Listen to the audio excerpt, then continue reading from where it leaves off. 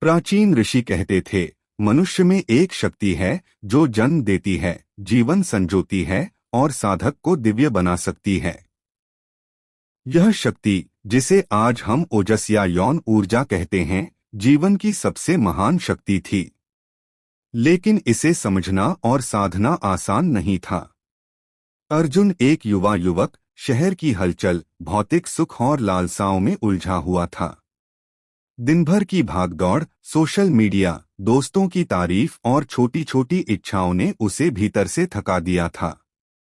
हर खुशी क्षणिक थी, हर आनंद कुछ समय बाद फीका पड़ जाता। उसकी आंखों में चमक कम होती जा रही थी, मन अशांत और आत्मा बेचैन थी। एक रात गांव के पुराने पीपल के पेड़ के नीचे बैठा अर्जुन अपने जीवन के बारे में सोच रहा था। उसे दादा की बातें याद आईं, जिन्होंने बचपन में कहा था, बेटा, इंसान की सबसे बड़ी शक्ति उसकी यौन ऊर्जा है। इसे साध लेना जीवन बदल सकता है। उस समय अर्जुन के मन में एक सवाल उभरा, क्या सच में वही ऊर्जा जो जीवन को जन्म देती है, मुझे आत्मिक शक्ति और दिव्यता दे सकती है? अगले दिनों अर्जुन ने अध्ययन शुरू किया। उसने पाया कि हजारों साल पहले के योगी और साधक इसे केवल भोग तक सीमित नहीं मानते थे। वे जानते थे कि अगर इंसान अपने वीर्य को नियंत्रित करके ओजस शक्ति में बदल ले तो उसकी मानसिक और आध्यात्मिक ऊर्जा अनंत हो सकती है। अर्जुन ने निर्णय लिया। उसने अपनी जीवन शैली बदलने की ठानी। उसने इच्छाओं, लालसाओं और मानसिक अशांति को छोड़कर प्राचीन ऋषियों के मार्ग पर चल पड़ा। उसने ध्यान, प्राणायाम और मंत्र साधना शुरू की। पहले दिन ही उसने महसूस किया कि शरीर में ऊर्जा बढ़ रही है, मन स्थिर हो रहा है और उसे एक नई शक्ति का एहसास हुआ। समय के साथ अर्जुन ने कुंडलिनी की शक्ति को समझना शुरू किया। उसने अपने चक्रों को जागृत करना सीखा, मूलाधार से माथे तक ऊर्जा का प्रवाह। हर दिन अभ्यास के बाद उसे हल्की सी गर्मी और आनंद का एहसास होता। धीरे धीरे उसके शरीर में न सिर्फ ताकत बढ़ी, बल्कि आत्मविश्वास और नेतृत्व की क्षमता भी जागने लगी। अर्जुन ने महसूस किया कि यह मार्ग आसान नहीं था। उसकी इच्छाएं, आदतें और पुराने मानसिक पैटर्न बार बार लौटते। लेकिन उसने धैर्य और अनुशासन से उन्हें नियंत्रित करना सीखा। उसने जाना कि असली शक्ति केवल शरीर की नहीं, बल्कि मानसिक और आत्मिक संतुलन में है। एक दिन जब अर्जुन ध्यान कर रहा था, उसे अपने भीतर एक अलग सी ऊर्जा का एहसास हुआ। यह न तो केवल शक्ति थी, न केवल आनंद, यह एक चेतना का विस्तार था। उसके मन और आत्मा में एक नया प्रकाश फैल गया। वह समझ गया कि यह ओजस शक्ति थी, वही शक्ति जो प्राचीन ऋषियों ने हजारों साल पहले महसूस की थी। अर्जुन की यात्रा सिर्फ साधना तक सीमित नहीं रही। उसने देखा कि उसके संबंध, उसका दृष्टिकोण, उसके कार्य करने का तरीका सब बदल गया। अब वह हर चुनौती में स्थिर था, हर निर्णय में स्पष्ट और अपने उद्देश्य में केंद्रित था। उसका शरीर मजबूत हुआ, मन शांत और आत्मा ऊर्जावान। कुंडलिनी जागरण ने उसे केवल शक्तिशाली नहीं बनाया, बल्कि उसकी अंतर्दृष्टि को भी विकसित किया। उसने जाना कि जीवन केवल भौतिक आनंद के लिए नहीं है।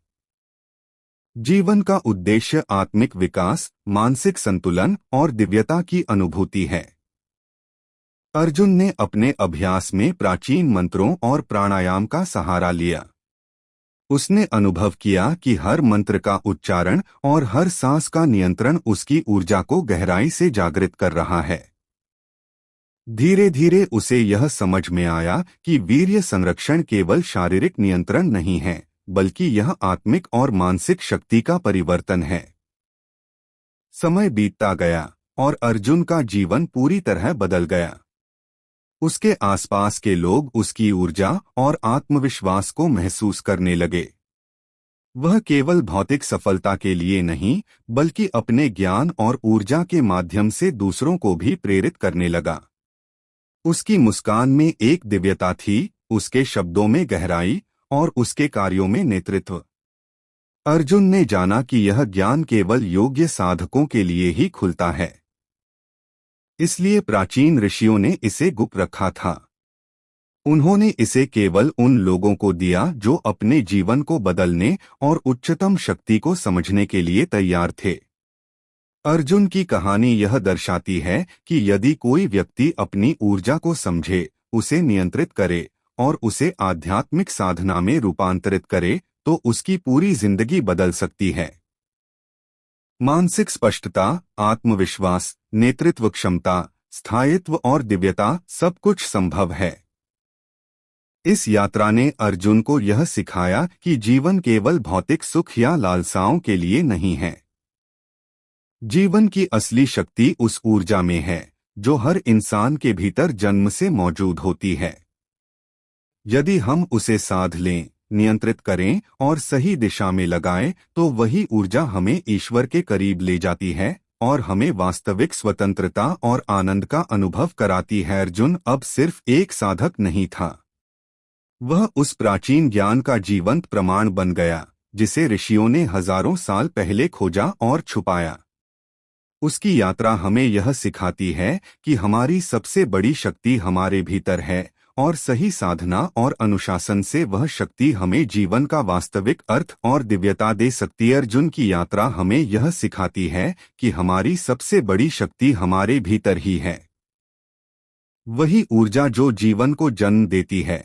अगर सही दिशा में साध ली जाए तो हमें अद्भुत आत्मिक शक्ति, आत्मविश्वास, नेतृत्व क्षमता और दिव्यता मिलती है। यह कोई कल्पना नहीं बल्कि प्राचीन ऋषियों का वास्तविक रहस्य है जिसे योग्य साधक ही समझ सकते हैं। आज अगर आप अपने जीवन में बदलाव चाहते हैं, अपने मन और शरीर की ऊर्जा को जागृत करना चाहते हैं, तो यही समय है। अपने भीतर की शक्ति को पहचानिए, उसे साधिए और अपनी पूरी जिंदगी को नई दिशा दीजिए।